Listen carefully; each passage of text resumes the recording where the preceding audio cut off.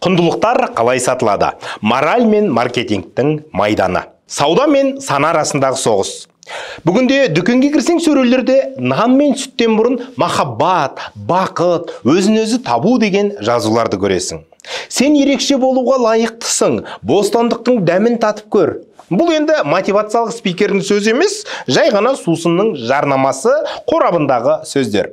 Бір сәт ойланып көріңізші. Бүгінде біз тек тауар сатып алмаймыз. Біз сенім, үміт, мән сатып аламыз. Жарнама біздің ең терең рухани құндылықтарымызды брендке айналдырды.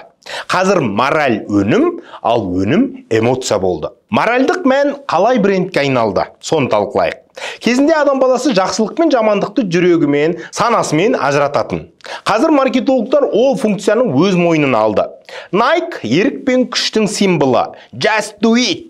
Apple еркін ойлау мен жаңашылдықтың белгісі, минимализм. Coca-Cola бақыт.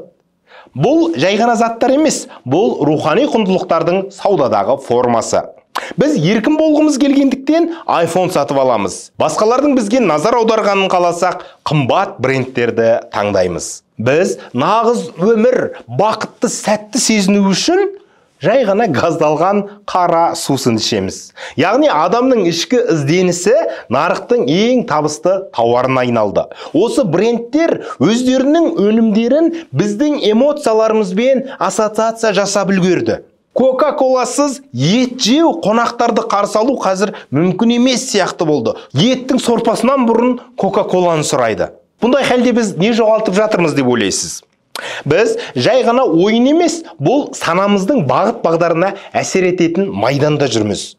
Құндылықтар сатылғанда олардың салмағы жоғалады. Бақытты тек сатып алуға болатын зат деп қабылдайтын болдық.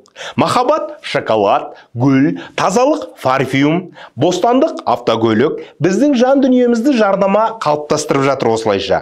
Саналы түрде өмір сүрмесек, біз тек тұтынушы болып қала береміз. Ал тұтынушы ізденбейді, ол таңдайды, бірақ ойланбайды өкінішке орай. Сонда нағыз құндылық қайда кетті ендеше?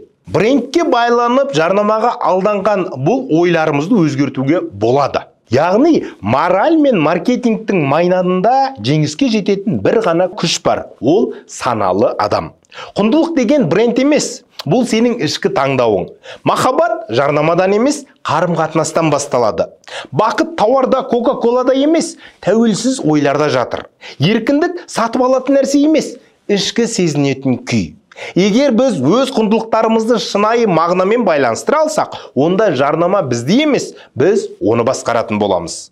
Қорыта келге, сен, мен, біз бренд емеспіз, біз тірі адамбыз.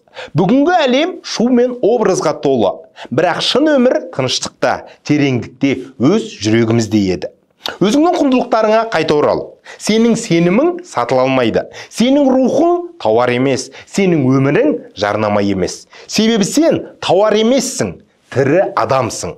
Сен қазаққа, болашаққа қажетсің. Құрметті көрермен, осы тақырыпты тереңнен толық түсіну үшін менің осы каналдағы басқа видеоларымды көріп шығуға кеңес беремін. Өйткені бұл көп адамдар айтпайтын басқаша бизнесті екінші жағынан көрсететін сондай бір контенттерінің сериалы түрде бір-бірімен жалғасқан нұсқалары. Сондықтан үнемі жазылып алып, әр шыққан видеоларымды қоңыраушаны басып қойып, ретімен көріп отырсаңыз, барлығы тұтас сізге түсінікті болар еді.